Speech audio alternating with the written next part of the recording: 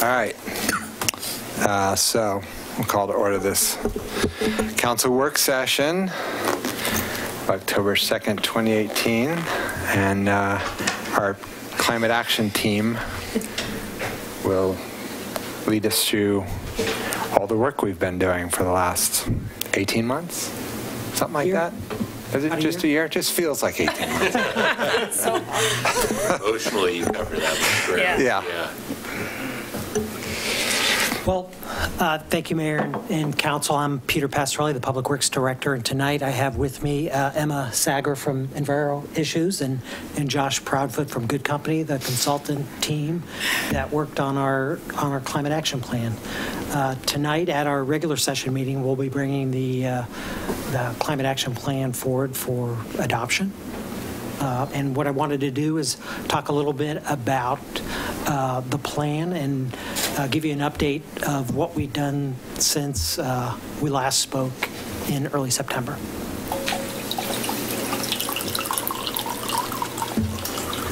So since our September 4th work session meeting, we finalized our climate action plan. We took the draft that we had. We felt that at that point we had captured the content that needed to be in the plan, and we turned it over to Emma and her team to work on the format and the graphics and the pictures and putting it together so it was a more complete package, and it wasn't just a document with no life to it, I guess, if that's what you want to say. So we put that together, spent a lot of time getting pictures and graphics put in the right spots and making sure we had documents linked to the plan. And then in mid-September, we put it out for public review on the website, on the city website, for a 2-week period, and closed that review period on September 28th. And then over the weekend and early yesterday, we incorporated some edits and comments that we received. And I'll talk a little bit about those right now. So in general, the comments that we received, we didn't receive any comments that were in opposition to moving ahead for adoption from any of the CAPC members or any of the public that provided comments. We received comments from, I think it was 2 public members, and then some comments from 2 of the CAPC members as well. But in general, the comments were focused on incorporating some equity information into our executive summary, clarifying some important points in our background chapters. There was a comment about if some of the actions were realistic, perhaps in some of the time frames that we were looking at, and as our community, are we able to get some of those things accomplished? And then how do we make this document relevant to the residents and businesses? And I think I had mentioned at our last work session that what we were going to do from our finalized plan, we were going to create 2 additional documents, a household version and a business version. So we've done that. And then we had some specific comments about a couple different ideas, some water sourcing, green infrastructure, and local food production. And actually, I have to hand out here a copy of the edits that we made to the document. Excuse me.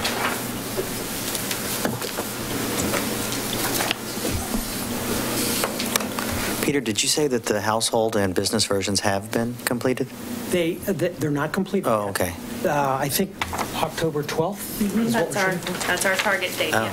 Wow. Okay. But the full plan has the strategies that will be in the household and the business versions. The versions that we'll call the household and business versions of the plan will be a slimmed down. It'll kind of be the contents of the executive summary and then those household specific strategies and the business specific strategies. Okay. Thank you. And actually, in addition to that, at the comprehensive plan meeting last night, we were talking a little bit about youth engagement, and I bumped an idea off of Emma about perhaps putting together a youth-focused plan, trying to put a version together that's focused towards youth. So, Peter, are these? Whoa. hello? Hello? Are these comments something that were emailed, these additional points emailed, or can they be?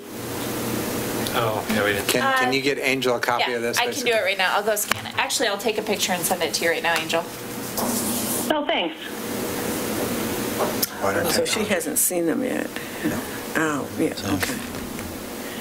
So in terms of the edits that we made, so there was certainly some quality control, cleaning up some grammar and some capitalization and some spelling things that we picked up. But we did incorporate into the document an equity paragraph into the executive summary. Let me show you that real quick here. So where we added that, oops. I think you might have to exit out of the PowerPoint. Is that what I got to do? Okay. So if you go, do you mind if I? Good. I think if we,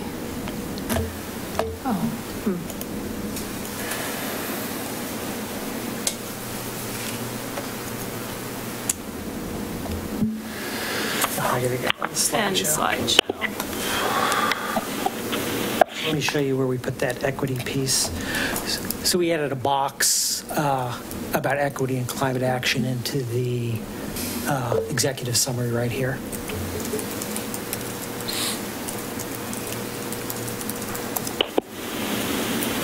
And that's that one there. And then on... Page is that? That's on page 2 of the executive summary. Which is not in there. Must be what they've added since. It's going to be in the regular The executive session, summary though. is a separate piece of the... Didn't we get that in the regular session packet, though? No, That- it's in the work session. The executive summary is in the work session? Okay, I knew I saw it somewhere. All right, anyway, sorry. Go ahead. And then on into the climate action plan itself, I just wanted to point out some of the changes that we made on page 8 of the plan.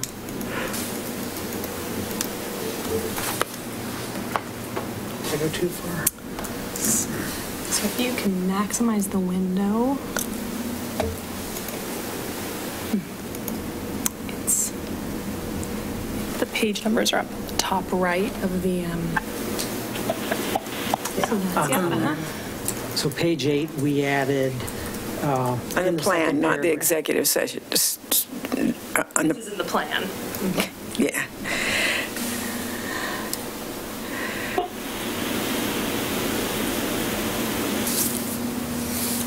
So on page 8, we added into the second paragraph,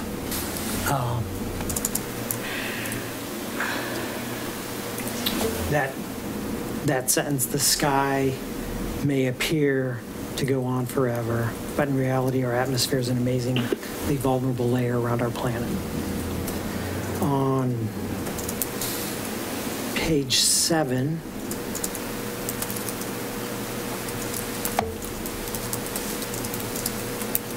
page 7. Might have been That would be a little bit easier to see some of these. I'm sorry, Peter, this might be, I think it might be page 9. Oh, I'm sorry, excuse me, page 9.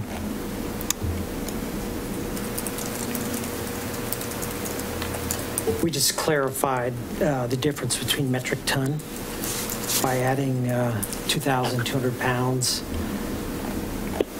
Is that? It's actually, I think, page 1 page.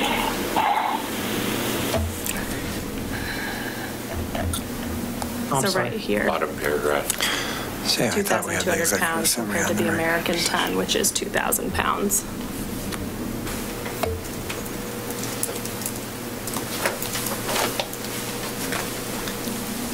And then on page 17. Can you do something real quick? Yes. Oh, thank you, Scott. There's the link. Isn't it really good? I don't want to do it, but at least you get rid of that. Okay. Thank you, Scott. 17 of the plan. On 17 of the plan, Yeah, I just want to make sure. And the full plan was in the regular session packet. Did the full plan, though, include, it didn't Wasn't include it? these changes?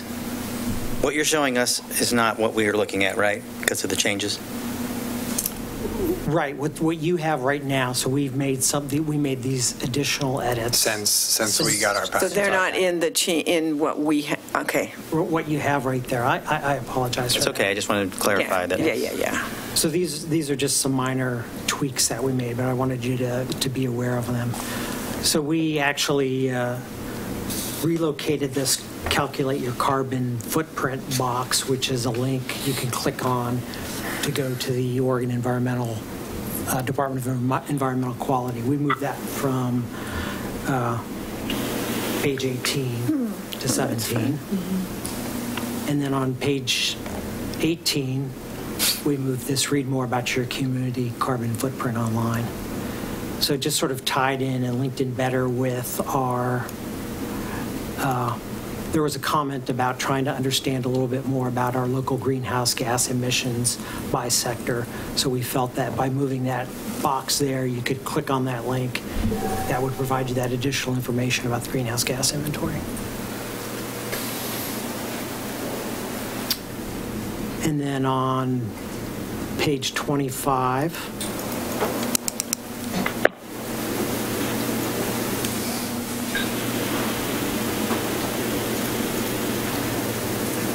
we added into the top of the table right here, sequestration. It was dropped off. And then on the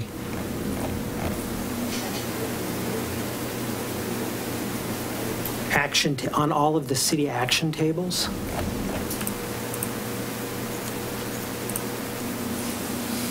this column here, where it says implementation timescale, originally it said when will this action be completed. So we just put implementation timescale to be consistent with what was in the legend. Okay.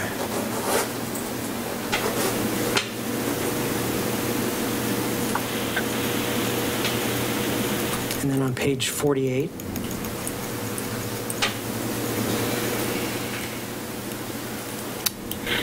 we made a small language tweak to the action strategy here where it says plan for future developable land considering flood risk. Originally, it said employment land, so we changed it to developable. That's good. That's a good catch, whoever caught that. Kathy gets the credit. Yeah, Kathy. And then on page 61,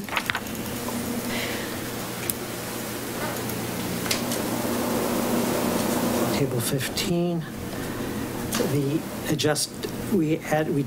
on this action right here, we changed it to adjust design criteria from adjust code. That was based on the discussion I had with Dan. And then on page That's going to make engineers crazy. Well, I mean, but that's really what it was focused on. I know. It's still going to make engineers crazy. And then on page 63, in one of the household strategies, we added in parentheses here, the green infrastructure. Do we use that phrase elsewhere? I'm used to seeing it, so it doesn't jump out at me. But for people last night when we were doing The opposite discussion last night. Right? yeah, people were like, "What's green infrastructure?" So I just. This was based actually on a comment from a member of the public who said, I was surprised to not see green infrastructure specifically referred to as green infrastructure in the plan. And so we knew we had referred to types of green infrastructure. And this was kind of a simple way to tie that for people who are looking for that. We have a wonky.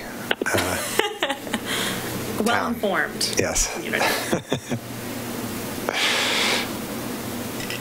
So those were the minor adjustments, edits that we made from what you have currently.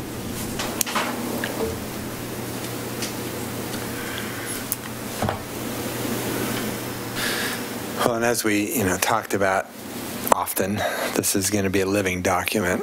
And Right. as new technologies or new concepts or new ways of dealing things, as we catch new edits that we didn't catch the 400 times all of us read this thing, it's all changeable.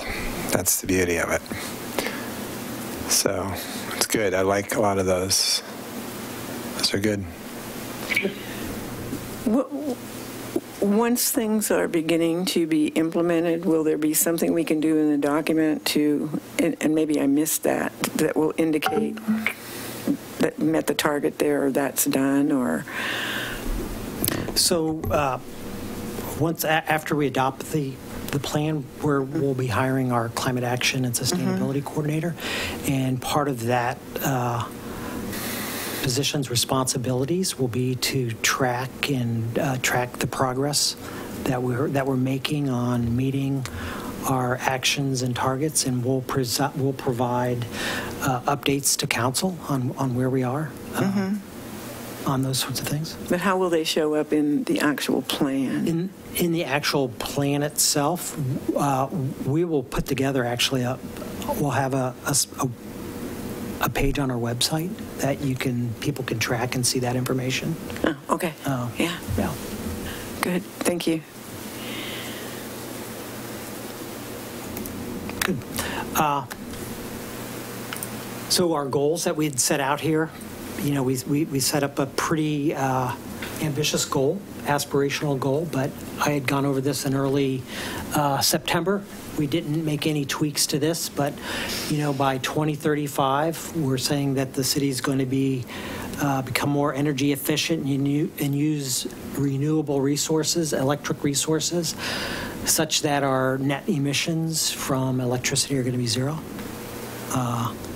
By 2040, we are focusing on our net building energy emissions to be zero as well. So for all energy sources that our buildings are using. So that's electricity, natural gas, perhaps some heating oil in some cases, or propane. And then by 2050, a carbon neutral city.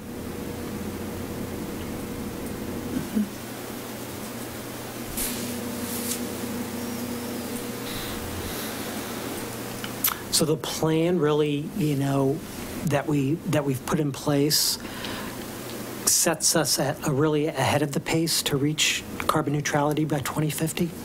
You can see the dark line compared to the shaded line. Right. I was wondering what the event or the causality of the fast bend there at the bottom is. The last two goals. So the fuels at the building level at 2040, and actually no, that's just a little short of it. It's our attempt at dealing with the fuels coming out of the buildings. Okay. So there's an assumed progression in there, and then that's the last little bit. Got it.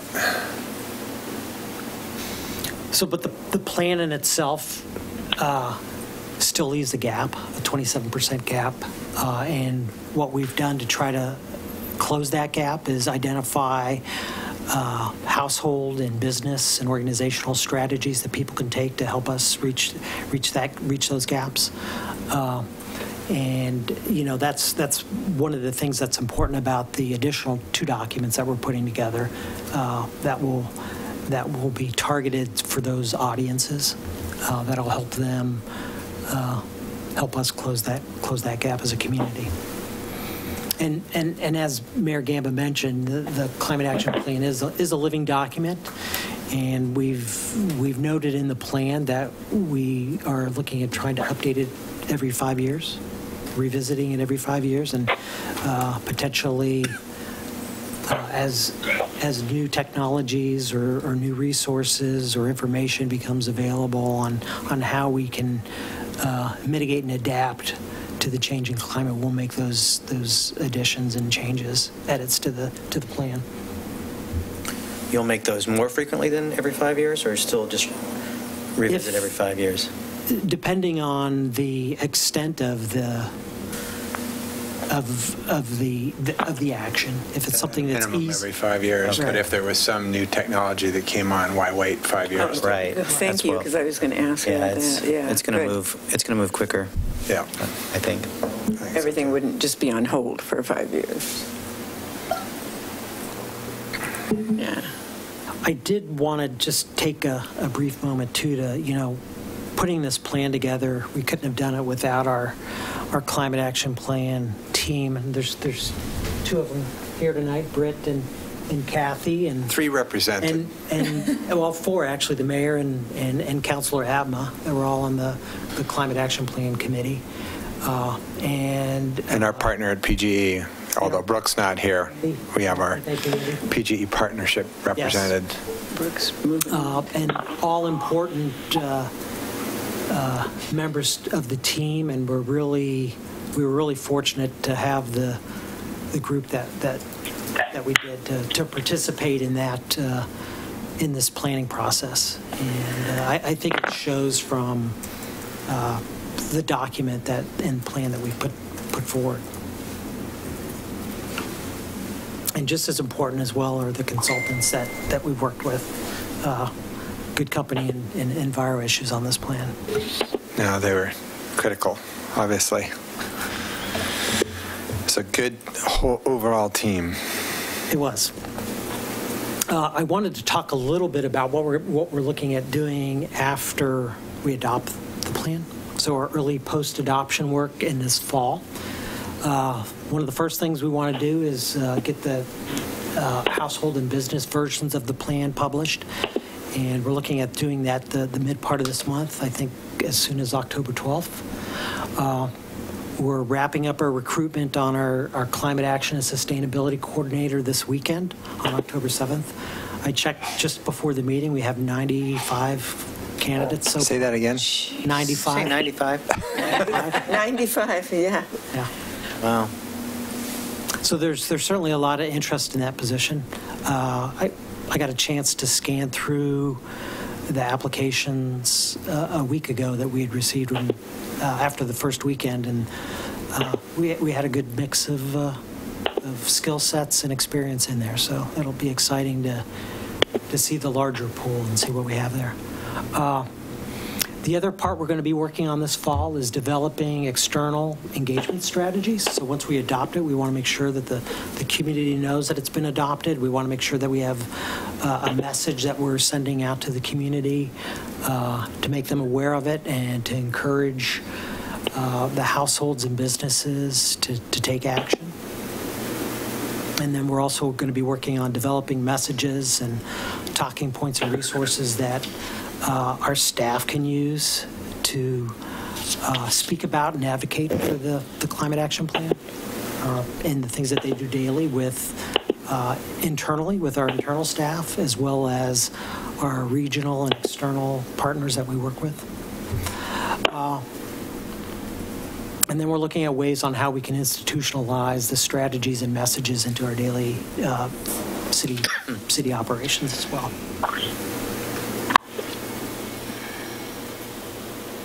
And then the 2-year work plan.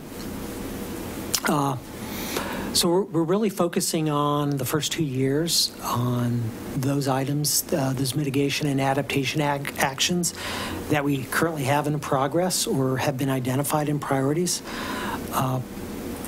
And in the staff report, there's a table in the staff report that let me open that up real quick. I gotta close this out again. I think so.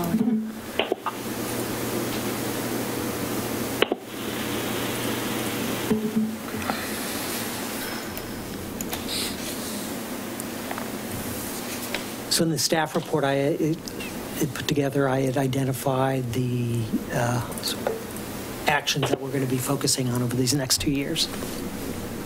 And there's a wide range of actions. Some of them are, like I said, are already in progress. We're working with our utility partners, PGE and Northwest Natural, to to help us meet our 2035 and 2040 goals. And many of these actions that I've identified are mainly focused, there's staff time associated with them, mainly staff time. There are other ones that do have program costs associated with them, and I identified those with those different dollar sign codes there. So the $1 sign is mainly a staff time. The $2 signs are some staff time plus some minor program costs or consultant assistance or planned capital that we already have going on.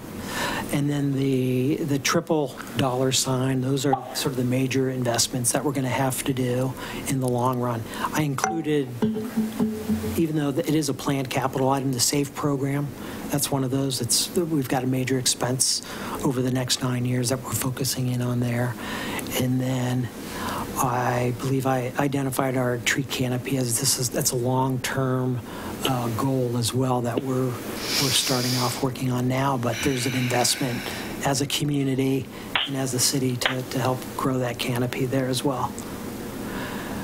So these actions in the table in the plan were typically the items that were at the top of those tables, plus the ones that were in progress. Any questions on any of those? No. And then the other piece is, we're going to continue to evaluate those near-term priorities and refine timelines as we start implementing these strategies, of course.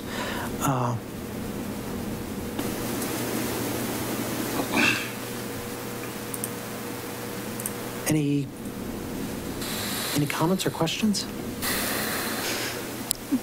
Good job.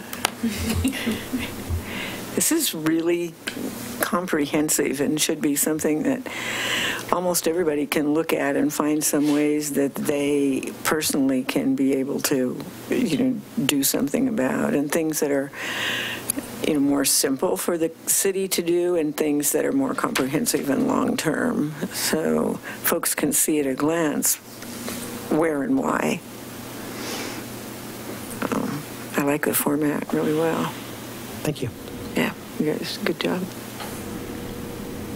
And I didn't want to say too much since we'll be at regular session and adopting it and kind of save my fire for them, but I will just briefly say that the committee was so knowledgeable, and when we were going through the interviews, I was just so impressed that we had all these people to choose from, and then we had a really great committee that is smart and knowledgeable, and then just had wonderful comments, and plus our contractors, you guys did a great job too.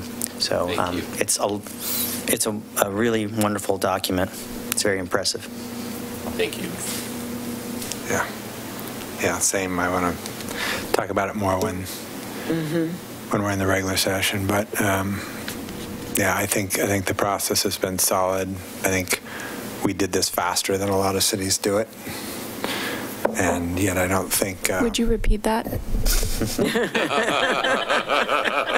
We did it faster and more awesomely than any other cities ever do it. Darn right. Government can work at, an increased space. And yet, I think we still have a product that's robust, and it's actionable, and it sets a great stage for the staff that will come in and then take this to the ground and make it happen. Yeah. I think it's good. Yeah. Good. Thank you. The one thing that I will do when we bring it later this evening is that we'll bring it for adoption with these. They'll be in it. Okay. Angel, do you have any questions? No. I appreciate Anne sending me the points. It was easier to follow than trying to go back and forth. So thank you very much for accommodating that. Yep. Great. Thanks. Thank you. Good job. See you in a bit. Yeah. So work session is over, you guys got? We have another item. We kind of have an open period just to sort of talk about all the things. We don't have any particular presentation for us right now.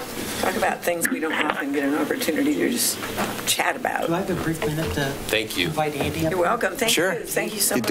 Yeah. Were you planning to testify at the regular session, right? Okay. Okay. Thank you. Okay. Thanks. Thank you, Peter. Thanks. There you go. So I'll introduce this since there's not actually a staff person. Council had requested some time. We had a vacancy for for an hour of our work session, and council had requested some time just to talk about priorities and goals and where we're at. So we have staff present to answer any questions that we can on the cuff. If we can't, then we'll get back to it at a future date. But this is a chance for all of you to just talk about goals. So here's a question for you. Yes. Since the goal was to create a climate action plan, Yeah. and we accomplished it we are tonight. an hour away from creating a climate action plan. Yeah. Is that box checked? It now is. There's opening for a new goal? You have another one? Well, It's ready for phase 2. you sort of added to the goal in about April of this year and made it implementation of the plan. And so we modified the goal at that point, and that's been the intention, and that's what we've been finding. I was totally teasing I know you were. I wasn't sure, but But good for the public to know that. Right. That, and to remind them that the implementation of it had been added. Well, 2 of our 3 goals are significant enough goals that they will probably remain as goals for quite some time.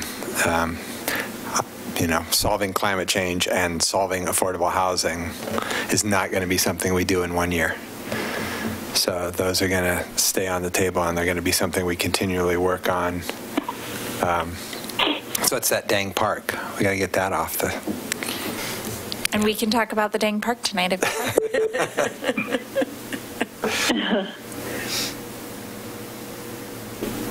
I wanted to let It's Angel... It's the shortest item on the report, so does that mean that's the easiest to solve?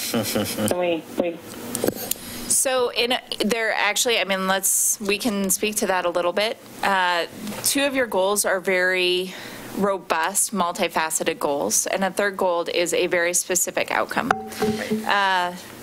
In the past, the last time we had a specific outcome kind of goal like this, it was actually the library, and the council came up with a funding structure in order to pay for it. Once the city has once we have guaranteed funding, we know how that park is going to be funded. I do think that it becomes easier to accomplish, and I think that a lot of the questions and dialogue sort of takes a step back. The design will be done, we think, this spring, right? Come on up. So I do actually think that they are different types of goals, but we do need that funding stream secured before I would say that it's really going to happen. I believe that the goal is to get to the design alternatives this fall. So I think there was a project update. Y'all got to meet the design team that's working on it. So they know that workshop for the design alternatives is coming out in the fall, which means they're driving towards getting better cost estimates on whatever that alternative may be in that January, February timeframe. That's kind of what I've been paying attention to on the funding side, because then we have a design enough to try to start hitting those grant deadlines or opportunities that will come up in early next year. So that's, in terms of the absolute final design date, I don't have that in front of me right now. I can go get it when I step away if you'd like. But they're still aiming for that Army Corps deadline, the 2020 deadline for construction. And the milestone I'm watching right now is to see how those design alternatives shake out this fall, how that tweaks the cost, and if we can get a good cost to charge ahead with fundraising opportunities at the beginning of next year. okay. So you talked about fundraising opportunities. You mentioned that. So I think that's where, and a lot of folks may not realize this, but we've recently within, not the city so much, but a group of interested people, Parks Foundation has been formed, and that foundation will be able to seek funding as a nonprofit and be able to benefit those benefactors by being able to take an income tax deduction, since it would be going to a foundation, a 501c3.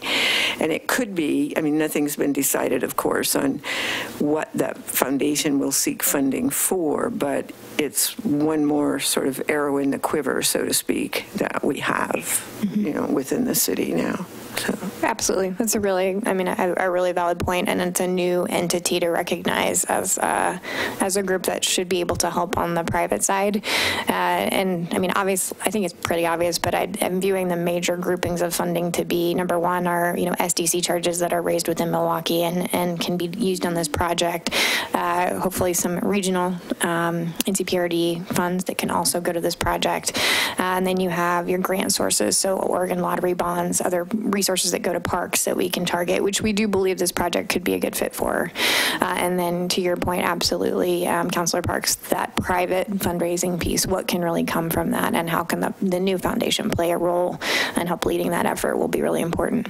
Yeah, I think so. And I think that, you know, there are so many great businesses in the area, the city and the area itself, that may want to, you know, help with the implementation of something like that, we'll be visiting them, I'm sure, over the next year or so.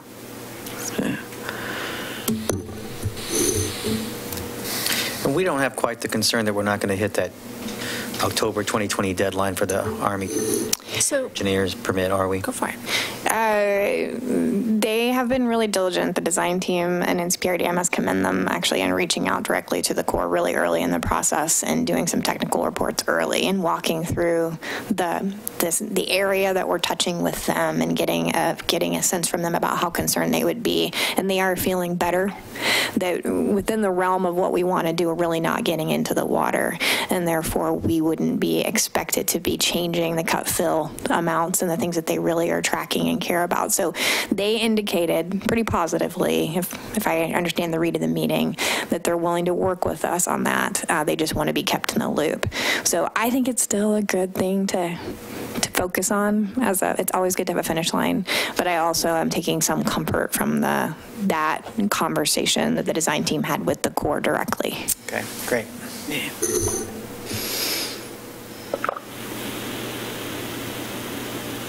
Y'all want to talk to somebody else? Anyone else? Anything else on the parks? I think at the moment, yeah. How's Wichita coming? Yeah, I was just thinking about Wichita. November. So it's still on track. We've got 3 weeks of delay.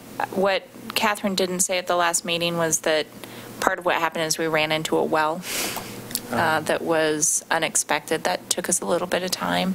Turned out fine, but it just took us a little bit of time. We've also had a lot of rocks. An old private well, right? Not one of ours. Correct. No, yeah, it wasn't. Yeah. And I think that we've been trying to keep track of when the next community celebration opportunity will be.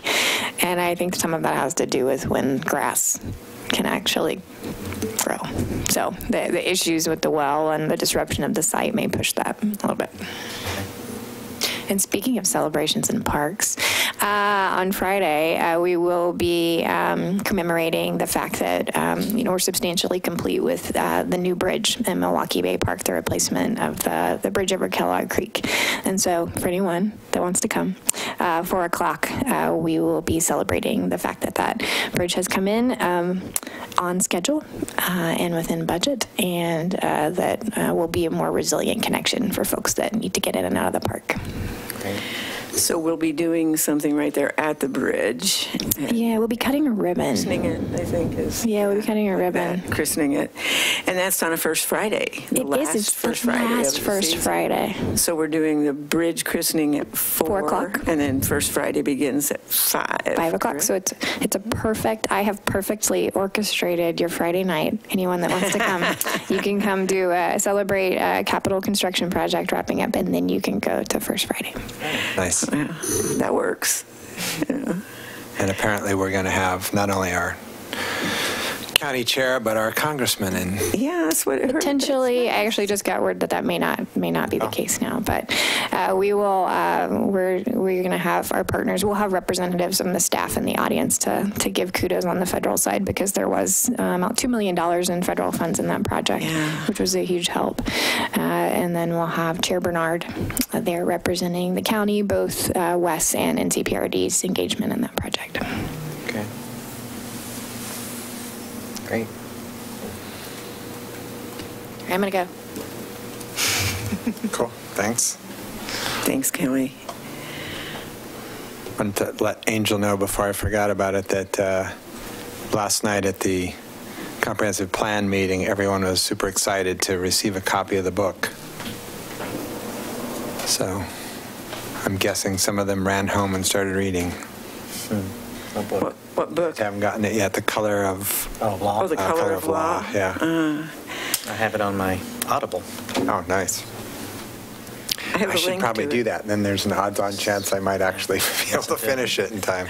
I only have a link to it, that's all. I don't get around to reading that. Oh, look at that. Oh, thank Nicely you. timed. Well, now I have a book. Big words in here. Cool.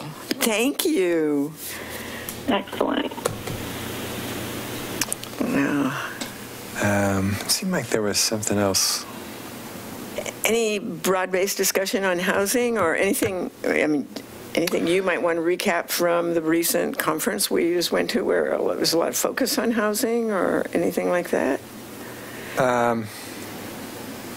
Well, something that I definitely want to sort of have a discussion with the council about is, you know, we've passed the CET, and as we do buildings that we have any control over, or as we negotiate with developers that are developing in our downtown, we're going to be using that money judiciously to try and cause another 3 units here and another 5 units there of affordable housing. And it occurred to me that we might want to be a little more proactively engaged on the planning process up at Hillside, because when you're talking about 400 houses, an extra 10% is a whole lot more housing than we're ever going to be able to convince developers down here to add into buildings.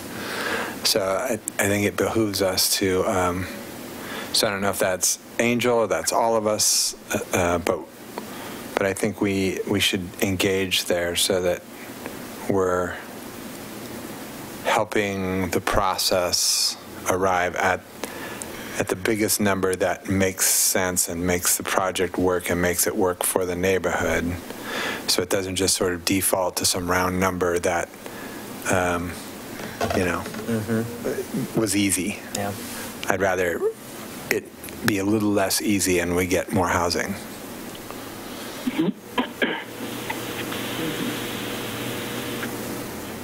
Do you want her to come up? Yeah, please.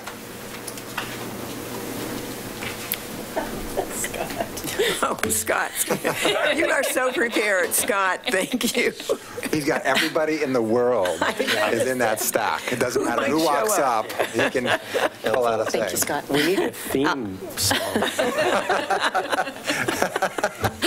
But you'll have to play the keyboard because none of the rest of it. Alma Flores, Community Development Director. Thank you. So we are proactively involved with the Hillside Master Planning process. We are, there are 4 on our internal team that works with the county on the development of that master plan. David Levitan, Denny Egner, myself, and our new housing coordinator, Valeria Vidal. So we attend project management team meetings. Emma is actually the outreach coordinator on that. She's the outreach coordinator on everything for everyone. And we have one staff person attending all meetings related to the health impact assessment group meeting. We just held our stakeholder meeting today. Valeria was there to represent the city. I unfortunately I was triple booked. So we are actively engaged. the CET idea. We haven't programmed it yet, so that's a thought to reflect on. So I just wanted to emphasize that we are very actively involved in sort of the site development conversations. We're going to have a town hall soon, so there's going to be a lot of opportunity to engage both internally and externally with all the different stakeholders. Right. The point I was making with the CET is that, you know, it's leverage. That's the leverage that we're hoping to use to get a few units here and there in various buildings in the downtown. And there's a big opportunity up there where a small percentage change will actually result in a lot more housing than our CET will ever be able to buy down. And I wish government processes were always that efficient, like the climate action plan process and the affordable housing. But when you're talking about a master planning process, we're probably looking at 2 years from now where we might see something kind of working through the financing mechanisms. I know the team that the county has in place includes an economic analysis, a financial feasibility analysis that will help feed into that. So we'll know a little bit later down the road what we may do to leverage that development. Right, but the master planning process is continuing, right? Oh, yes. Because no, absolutely. There is the distinct possibility that there could be $653 million to spend. Right, and it's a year-long process for that master planning, just the plan itself. So it would in the align. end, we might not require a bunch of fancy financial finagling to get this built, or at least a portion of it, get it started. Yeah, that's true. All right, thank you. Any other, Angel, anything? Housing? No. I would welcome, especially with the community engagement piece, welcome any opportunity to be involved and to help out, especially since it is right there in my backyard, and I'm excited about it. So any help I can provide, I'd be glad to.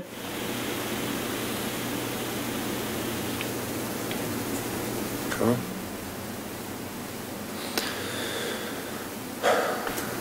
So, did you pick up any fascinating tidbits at LLC this year? Just a very few, which I've sent to all city council and our leadership. But I was just looking at some of the notes I took at the League of Oregon Cities conference, which a lot of it was concentrated around housing and affordable housing and the need for varieties of types of housing and not just the affordable, but also and maybe down there a little bit more specifically the missing middle type of housing.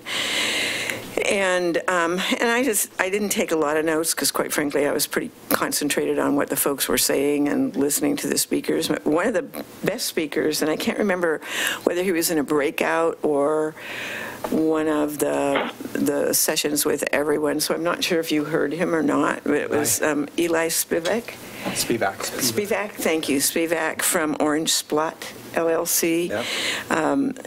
And he's a developer of a variety of choices of housing. And there was various discussion about how to promote building ADUs in communities, and including the waiving of SDCs, the waiving of off-site parking, permitting other than family to live in them. And there was a little bit of focus in one of the sessions on Portland and Tigard. They're changing their housing codes to more easily permit a range of housing types and of sizes. And then a couple of the things that just were notations, I guess, that someone said we should always think of it and call it home instead of house, because the connection is very important, and there's a huge difference between a home and just a house, a more intrinsic difference, obviously, but nonetheless, it's what resonates with people, and so I made note of that. One of the best speakers at the entire conference was our keynote speaker. It wasn't necessarily on housing, so I'll come back to that in just a second. But also on housing, they talked about Bend, and they've recently updated their comp plan, and they also have an affordable housing task force group or advisory group, kind of like, we have a housing advisory, and that type of thing. But one of the speakers, the keynote actually, I should say, was Jason Roberts of Better Block Project. And so anybody that's interested in how do you accomplish small things that, excuse me, that have great influence and meaning and magnitude in various parts of the city, not necessarily housing, because he didn't talk so much about that, but how to transform a corner, how to re-energize a block, how to re-energize a street, that type of thing. His website is called A Better Block and can be easily looked up, and he's got all kinds of information on there. His movement started in Dallas, Texas, and which is his hometown, and then since then he's been all over the United States working with communities and talking to communities and stuff. So those were just some of the major takeaways that I had from the conference that had to do with those kinds of things. I had others that I don't want to lose track of. For instance, they suggested in the counselor's workshop that what we all need to do is wonder and wander. So wonder about what's going on and what kind of solutions there might be for areas of concern or for even opportunities or celebrations, and to wander throughout our community and talk to a variety of people and make our values known as we listen, not just talk to, but to listen to our citizens and find out more about what's important for them. And that's where I think Milwaukee really excels. We've done that so very well and so very consistently. Anytime you can get 150, 200 people to come to a community meeting or get more than 50 people to apply for a 16-member advisory committee, we're obviously doing a lot of great outreach, and we're resonating with what the people in the majority of our community want. So for me, the LOC conference provided those kinds of insights and helped me also realize that we're on the right track, and we're just continuing to move Milwaukee forward. So. Yes, well, we even won an award for... We won an award. Yep. Yeah. That doesn't happen to be in the room, does it? Kind of a big deal. I can go get it. Sure. We can go back to that, but I agree that the keynote was extraordinary, and it moved a lot of very curmudgeonly mayors and city councilors, some to tears, yes, but all of them to excitement. Yeah, that's true. And it occurred to us during a conversation afterwards that his technique might be the perfect way for us to kick off our neighborhood nodes and really get them sort of supercharged up front. It's extraordinary. I think he's done a couple of TED Talks, so look him up. It was fascinating. Yeah. I think there were a lot of great seminars as usual, and some interesting both answers and questions arise in the seminar that we were in on sort of looking at the future. What is a smart city? There were presentations, and then there were some really great questions from the audience, and some good sort of conversation about both the pros and cons of what that can look like and what the possibilities are for cities and how we can improve the cities using those technologies, and then what the potential problems that they could create are. And that's always good, I think, to figure out before they happen rather than after they happen. That way you get at least a snowball's chance of managing that up front. But I think that's something, because we're partnering with PGE on so many projects in that smart city realm, I think that's something that we're going to want to dig into more deeply sooner rather than later. The 2020 Cities event that I attended a couple weeks ago was not entirely but heavily about that same issue, and there was something somebody said in it, which is that data is the new oil. And I think that should be both tantalizing and terrifying at the same time, because the data that we're going to be collecting from the smart lights, from the smart cars, from all the different sensors that are rapidly filling our cities has got to go somewhere. And someone is going to need to be in control of that, and someone's going to need to be the gatekeeper of that, and to know what kind of data we are allowing the sensors to gather and what kind we're not. And it's going to happen a whole lot faster, I think, than we kind of think it will. So I think it would be a good conversation, a good topic to dig into and start exploring what we want to do with that. And never mind the fact that we're talking, what was it, terabytes a minute of data or something? It was some insane 4 terabytes a... come on up, Andy. He was the... he ran that session, and it was good. Hi. Hey. Well, yeah, 4 terabytes. A connected vehicle will generate, I think, 4 terabytes of data a day, which when I learned that, I didn't necessarily have a great feel for what a terabyte of data or 4 terabytes would be, and so I looked for comparisons, and the one that jumped out to me was 17,000 hours of continuous music streaming. That's the same sort of equivalent. So if you can imagine that, the interesting thing about that is not all of that data will necessarily be used or stored, but it'll be generated. It's there, and somebody's got to parse through it and decide what to store, what to use, what to allow out. Yeah. And where we're going to store it, how we're going to store it, how we're going to access it, who's going to have control over it. It's a huge question. Right.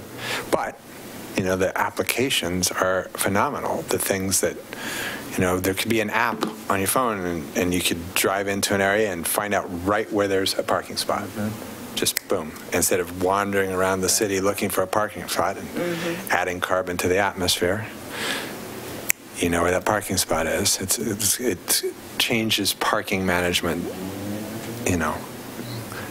really radically. And that's just one of the little things. One of the things we talked about was the issue we're having with the trains. We've got both UP and, what's the other one, Ann? Western. Western. Parked in our neighborhoods, running 4 diesels, right? And we can yell about that, and we can say it's bad for the neighbors, it's bad for their health. But if we have streetlights that are telling us exactly how much carbon monoxide and, black carbon and all these various pollutants are coming out of those smokestacks in this period of time and in those neighborhoods, that's a whole lot easier argument to make in front of whichever body we have to make that argument. So I think there's going to be all kinds of interesting applications to it. Yeah. I mean, one of the ones that people refer to a lot is just around trash, and trash cans and trash pickup, right, for a city, and kind of knowing when trash is overflowing or where to send a crew. It's sort of a basic one that you never really think about a smart trash can, but I was at a different conference recently, and the fear I think that a lot of people have is that the technology will move a lot faster than, say, policy or programs to sort of really thoughtfully harness it. And so we're going to be in that space for a while where sensors, devices, uses for that sort of move faster than we can in terms of really coordinating it and trying to put the right programs and processes in place around it. What is there? That just makes me think, this may be a strange question, I'm sorry, but, is there also a piece in that where technology moves so fast, and even if implementation did, the understanding of people, the human piece in that, depending on whatever it is, maybe it's geographically where they live, or it's their age, or it's how they were brought up, or whatever.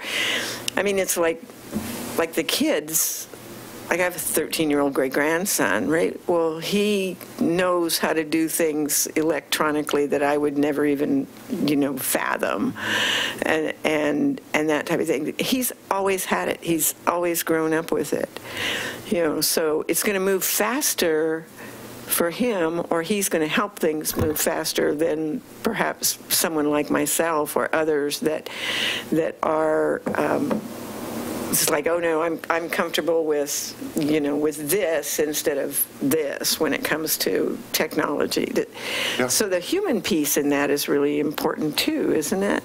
I mean, absolutely. I think so. I have a 6-year-old and an 8-year-old.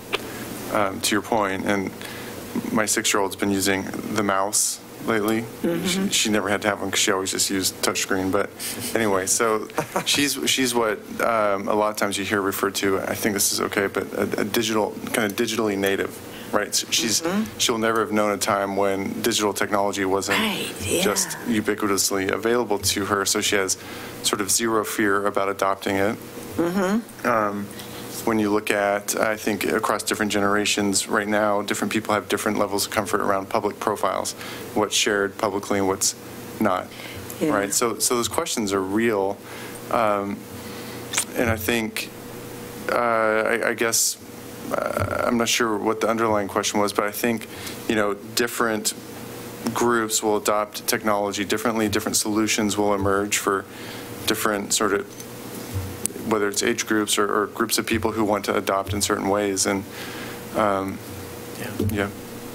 I think, I mean, we talked a little bit about this with regards to Hillside in terms of, how can we take some of these things that are emerging and apply them next to the train tracks, or to help benefit around transit options, those sorts of things, to help hopefully lower the cost of housing, or the cost maybe to operate a home.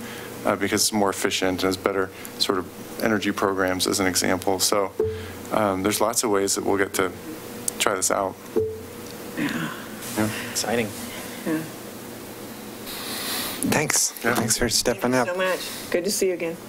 So yes, this is the award we won at the League of Oregon Cities, and it's for the work we did on the visioning plan.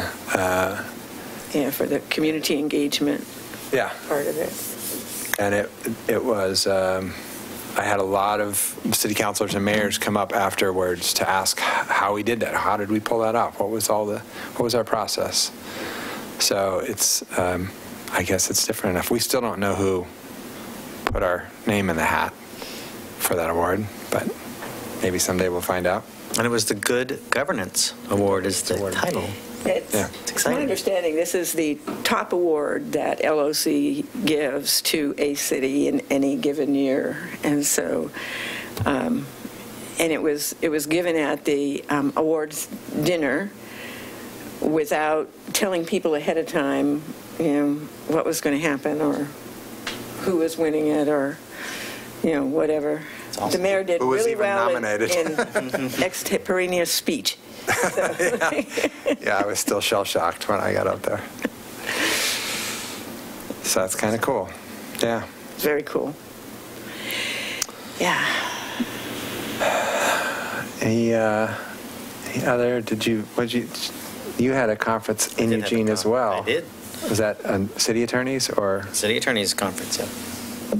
The one question that I had from my conference is, because we had a presentation on ADUs and the new state law and requiring it in the resident, and do we comply with that already as our code is written?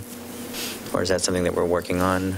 Well, we should bring our own name back. Save Scott some. Trained well.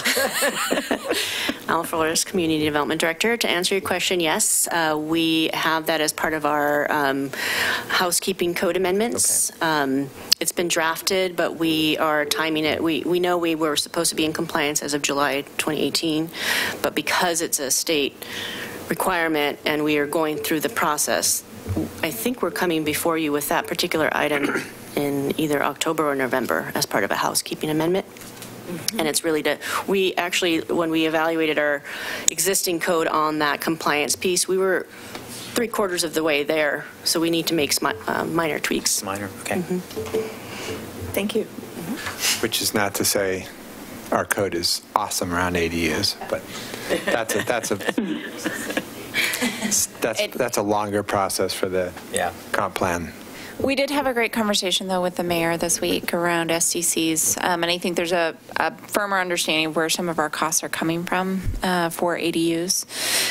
Alma is actually pulling together a working group internally that's looking at this. We bumped it up in the housing strategic plan, so originally it was planned at 18 months. We actually bumped it to the 6 to 18 month mark just to make sure that we were hitting something that was routinely coming up as a council goal.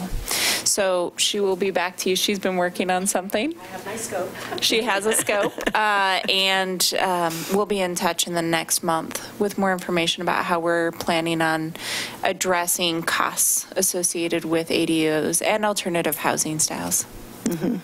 Good.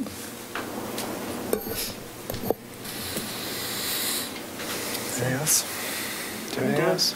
Okay. I'm good. Okay. All right. Well, we can adjourn the work session then and plan to be back here in 52 minutes for the regular session. So.